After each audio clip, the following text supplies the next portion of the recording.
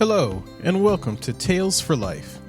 In each episode of this podcast, we'll explore a folk or fairy tale from a different culture or region and discover the life lessons, values, and morals they offer that we can use today. Join me on the journey through the magical and meaningful world of folk and fairy tales.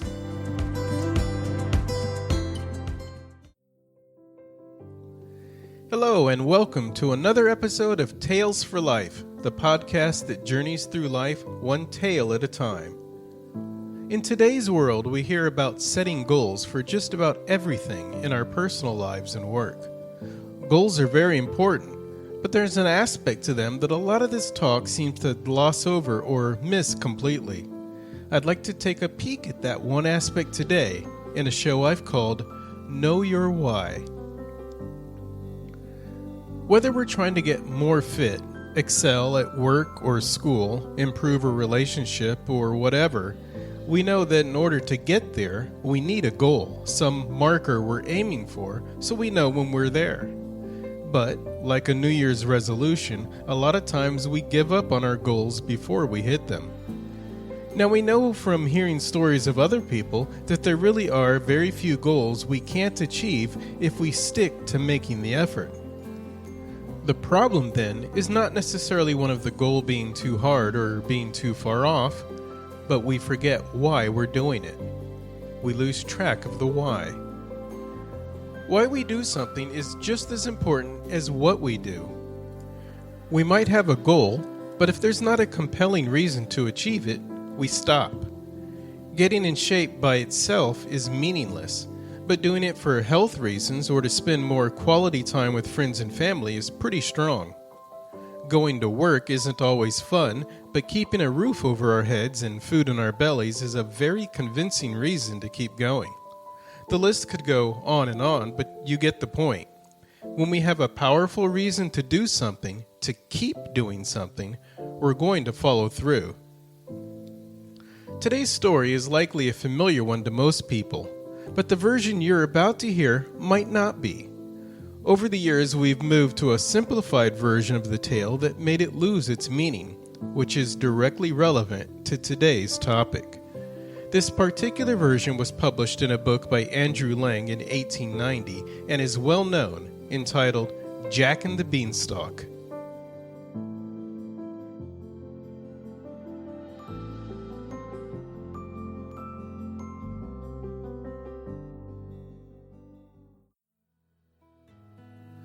Once upon a time, there was a poor widow who lived in a little cottage with her only son, Jack.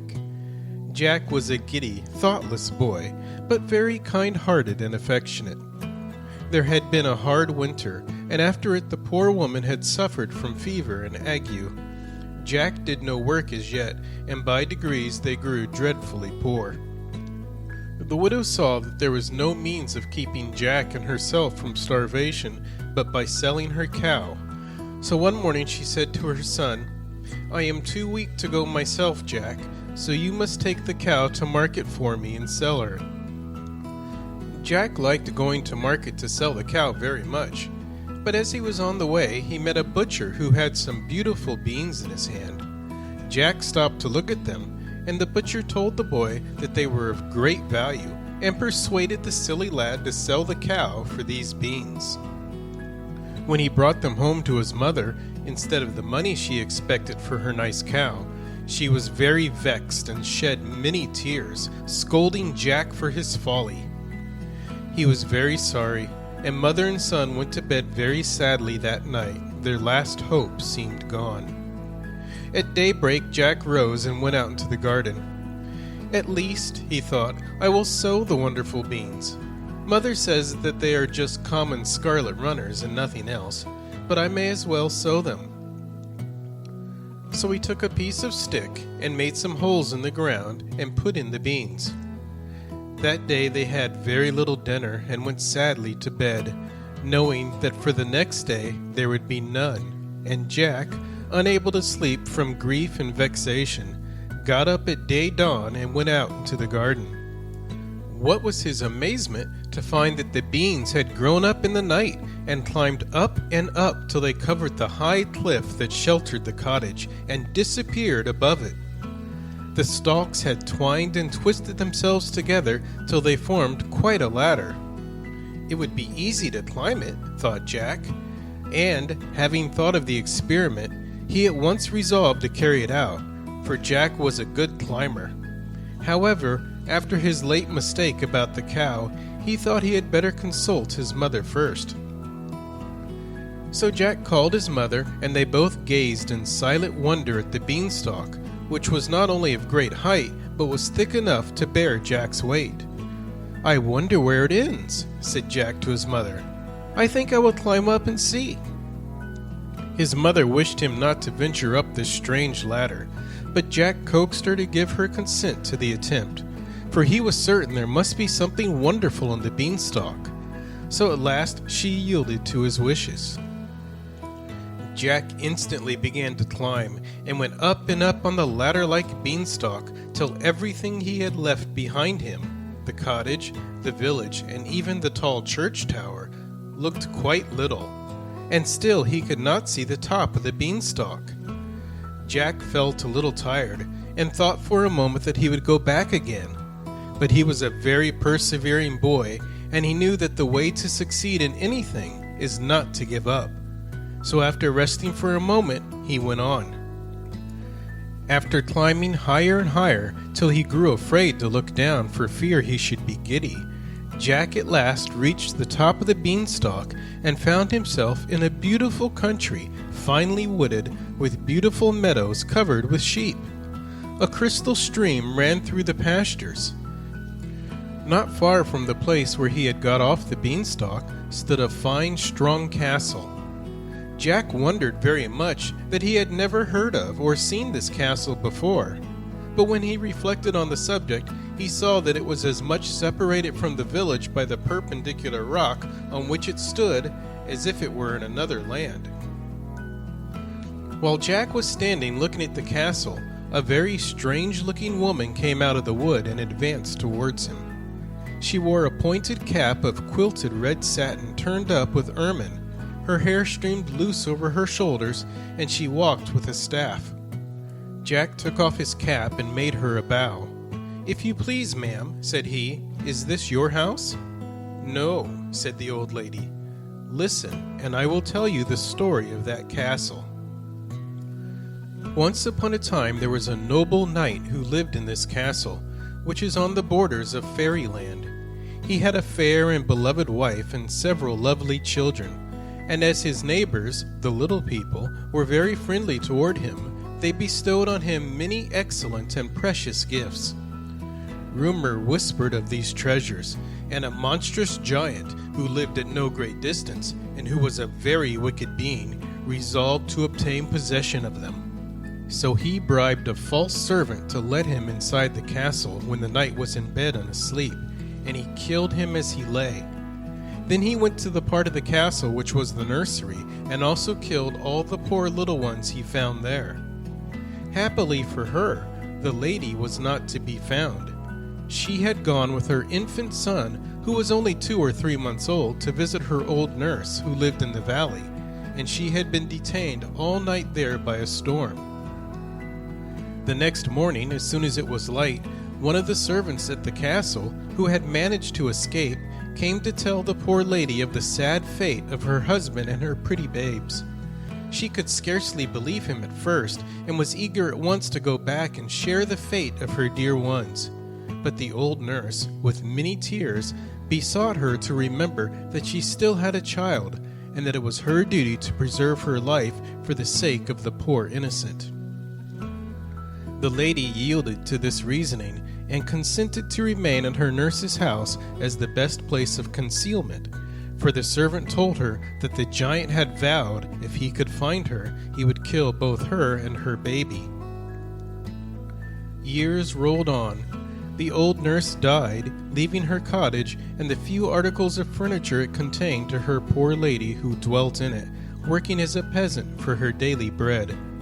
Her spinning wheel and the milk of a cow, which she had purchased with the little money she had with her, sufficed for the scanty subsistence of herself and her little son. There was a nice little garden attached to the cottage in which they cultivated peas, beans, and cabbages, and the lady was not ashamed to go out at harvest time and glean in the fields to supply her little son's wants. Jack, that poor lady is your mother. This castle was once your father's and must again be yours." Jack uttered a cry of surprise. "My mother? Oh, madam, what ought I to do? My poor father, my dear mother!" "Your duty requires you to win it back for your mother, but the task is a very difficult one and full of peril, Jack.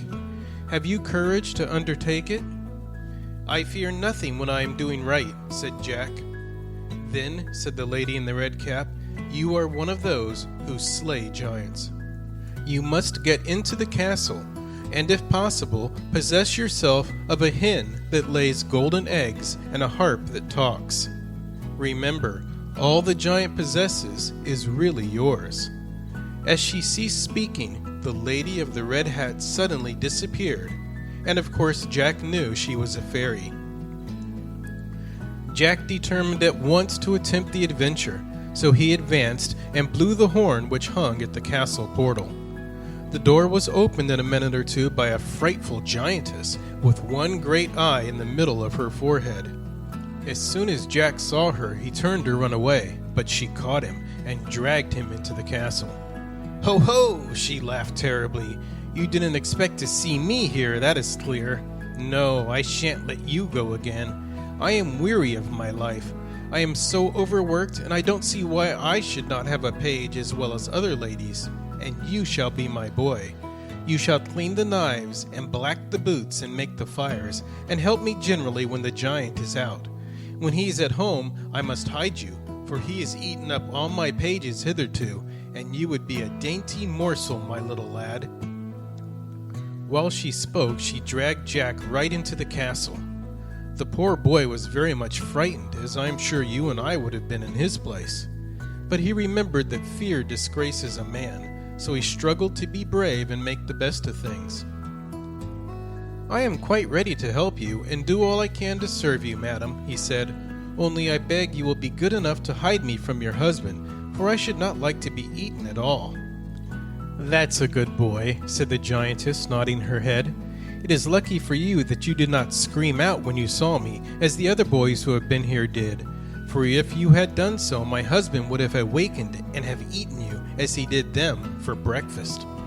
Come here, child, go into my wardrobe. He never ventures to open that. You will be safe there." And she opened a huge wardrobe which stood in the great hall and shut him into it.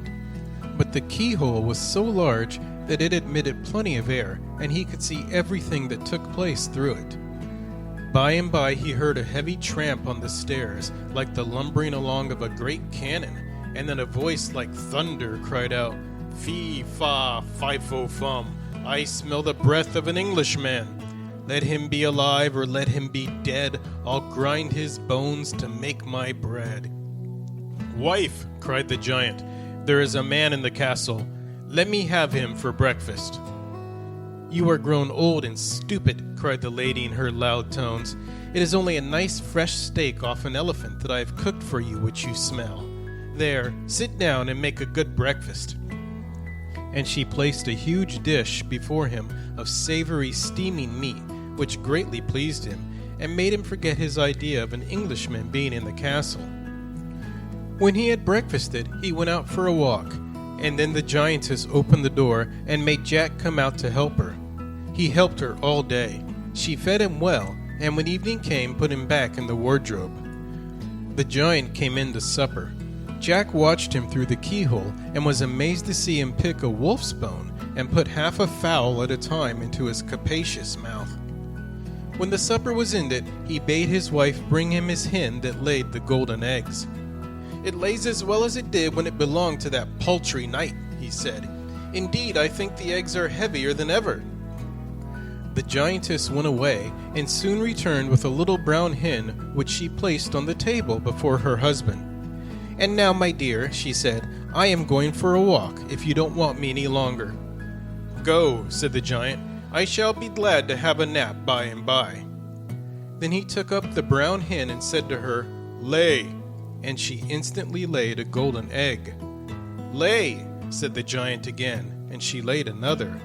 "Lay," he repeated a third time, and again a golden egg lay on the table. Now Jack was sure this hen was that of which the fairy had spoken. By and by the giant put the hen down on the floor, and soon after went fast asleep, snoring so loud that it sounded like thunder. Directly Jack perceived that the giant was fast asleep, he pushed open the door of the wardrobe and crept out. Very softly he stole across the room, and picking up the hen, made haste to quit the apartment. He knew the way to the kitchen, the door of which he found was left ajar. He opened it, shut and locked it after him, and flew back to the beanstalk, which he descended as fast as his feet would move. When his mother saw him enter the house, she wept for joy, for she had feared that the fairies had carried him away, or that the giant had found him. But Jack put the brown hen down before her and told her how he had been in the giant's castle and all his adventures. She was very glad to see the hen, which would make them rich once more.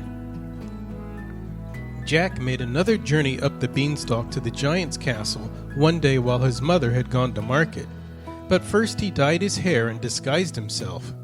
The old woman did not know him again and dragged him in as she had done before to help her to do the work. But she heard her husband coming and hid him in the wardrobe, not thinking that it was the same boy who had stolen the hen. She bade him stay quite still there, or the giant would eat him. Then the giant came in saying, "Fee, fa, fi, fo, fum, I smell the breath of an Englishman. Let him be alive, or let him be dead, I'll grind his bones to make my bread." "Nonsense," said the wife. "It is only a roasted bullock that I thought would be a tidbit for your supper. Sit down, and I will bring it up at once." The giant sat down, and soon his wife brought up a roasted bullock on a large dish, and they began their supper. Jack was amazed to see them pick the bones of the bullock as if it had been a lark. As soon as they had finished their meal, the giantess rose and said, "Now, my dear, with your leave, I am going up to my room to finish the story I am reading. If you want me, call for me." "First," answered the giant, "bring me my money bags that I might count my golden pieces before I sleep." The giantess obeyed. She went and soon returned with 2 large bags over her shoulders, which she put down by her husband. "There," she said, "that is all that is left of the night's money. When you have spent it, you must go and take another baron's castle." "That he shan't, if I can help it," thought Jack. The giant, when his wife was gone, took out heaps and heaps of golden pieces and counted them and put them in piles till he was tired of the amusement. Then he swept them all back into their bags, and leaning back in his chair fell fast asleep, snoring so loud that no other sound was audible. Jack stole softly out of the wardrobe, and taking up the bags of money, which were his very own because the giant had stolen them from his father, he ran off, and with great difficulty descended the beanstalk, laid the bags of gold on his mother's table. She had just returned from town, and was crying at not finding Jack. "There, mother, I have brought you the gold that my father lost." "Oh, Jack, you are a very good boy, but I wish you would not risk your precious life in the giant's castle. Tell me how you came to go there again." And Jack told her all about it. Jack's mother was very glad to get the money, but she did not like him to run any risk for her. But after a time, Jack made up his mind to go again to the giant's castle. So he climbed the beanstalk once more and blew the horn at the giant's gate. The giantess soon opened the door. She was very stupid and did not know him again, but she stopped a minute before she took him in. She feared another robbery. But Jack's fresh face looked so innocent that she could not resist him, and so she bade him come in and again hid him away in the wardrobe. By and by the giant came home, and as soon as he had crossed the threshold, he roared out, "Fee, fa, fi, fo, fum, I smell the breath of an Englishman. Let him be alive, or let him be dead, I'll grind his bones to make my bread." "You stupid old giant," said his wife, "you only smell a nice sheep which I have grilled for your dinner." And the giant sat down, and his wife brought up a whole sheep for his dinner. When he had eaten it all up, he said, "Now bring me my harp, and I will have a little music while you take your walk." The giantess obeyed and returned with a beautiful harp. The framework was all sparkling with diamonds and rubies, and the strings were all of gold. "This is one of the nicest things I took from the knight," said the giant. "I am very fond of music, and my harp is a faithful servant." So he drew the harp toward him and said, "Play." And the harp played a very soft, sad air. "Play something merrier," said the giant. And the harp played a merry tune. "Now play me a lullaby," roared the giant. And the harp played a sweet lullaby, to the sound of which its master fell asleep. Then Jack stole softly out of the wardrobe and went into the huge kitchen to see if the giantess had gone out. He found no one there, so he went to the door and opened it softly, for he thought he could not do so with the harp in his hand. Then he entered the giant's room and seized the harp and ran away with it. But as he jumped over the threshold, the harp called out, "Master! Master!" and the giant woke up. With a tremendous roar, he sprang from his seat, and in 2 strides had reached the door. But Jack was very nimble. He fled like lightning with the harp, talking to it as he went, for he saw it was a fairy, and telling it he was the son of its old master, the knight. Still the giant came on so fast that he was quite close to poor Jack, and had stretched out his great hand to catch him. But luckily, just at that moment, he stepped upon a loose stone, stumbled, and fell flat on the ground, where he lay at his full length. This accident gave Jack time to get on the beanstalk and hasten down it. But just as he reached their own garden, he beheld the giant descending after him. "Mother! Mother!" cried Jack. "Make haste and give me the axe!" His mother ran to him with a hatchet in her hand, and Jack, with one tremendous blow, cut through all the beanstalks except one. "Now, mother, stand out of the way," said he. Jack's mother shrank back, and it was well she did so, for just as the giant took hold of the last branch of the beanstalk, Jack cut the stem quite through and darted from the spot. Down came the giant with a terrible crash, and as he fell on his head, he broke his neck and lay dead at the feet of the woman he had so much injured. Before Jack and his mother had recovered from their alarm and agitation, a beautiful lady stood before them. "Jack," said she, "you have acted like a brave knight's son, and deserve to have your inheritance restored to you. Dig a grave and bury the giant, and then go and kill the giantess." "But," said Jack, "I could not kill anyone unless I were fighting with him, and I could not draw my sword upon a woman. Moreover, the giantess was very kind to me." The fairy smiled on Jack. "I am very much pleased with your generous feeling," she said. "Nevertheless, return to the castle and act as you will find needful." Jack asked the fairy if she would show him the way to the castle, as the beanstalk was now down. She told him that she would drive him there in her chariot, which was drawn by 2 peacocks. Jack thanked her and sat down in the chariot with her. The fairy drove him a long distance round, till they reached a village which lay at the bottom of the hill. Here they found a number of miserable-looking men assembled. The fairy stopped her carriage and addressed them. "My friends," said she, "the cruel giant who oppressed you and ate up all your flocks and herds is dead, and this young gentleman was the means of your being delivered from him, and is the son of your kind old master, the knight." The men gave a loud cheer at these words, and pressed forward to say that they would serve Jack as faithfully as they had served his father. The fairy bade them follow her to the castle, and they marched thither in a body, and Jack blew the horn and demanded admittance. The old giantess saw them coming from the turret loophole. She was very much frightened, for she guessed that something had happened to her husband, and as she came downstairs very fast, she caught her foot in her dress and fell from the top to the bottom and broke her neck. When the people outside found that the door was not open to them, they took crowbars and forced the portal. Nobody was to be seen, but on leaving the hall they found the body of the giantess at the foot of the stairs. Thus Jack took possession of the castle. The fairy went and brought his mother to him with the hen and the heart. He had the giantess buried and endeavored as much as lay in his power to do right to those whom the giant had robbed. Before her departure for fairyland, the fairy explained to Jack that she had sent the butcher to meet him with the beans in order to try what sort of lad he was.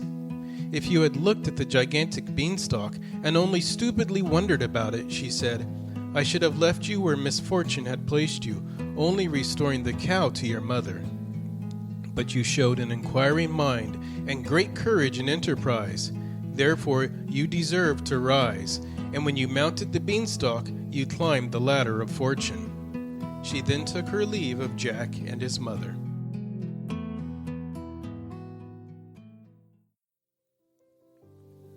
Quite the tale. In the simplified version, most often told today, we get a different story of a poor boy who gets lucky, steals things that aren't his, and kills a giant. Sure, it's a giant that eats people, but that doesn't really make what Jack does any better. In this older version that is closer to the original, there is a good reason for Jack's actions. Jack has a valid and compelling why. And it's important that Jack keeps his why in mind as he makes trip after trip up the beanstalk.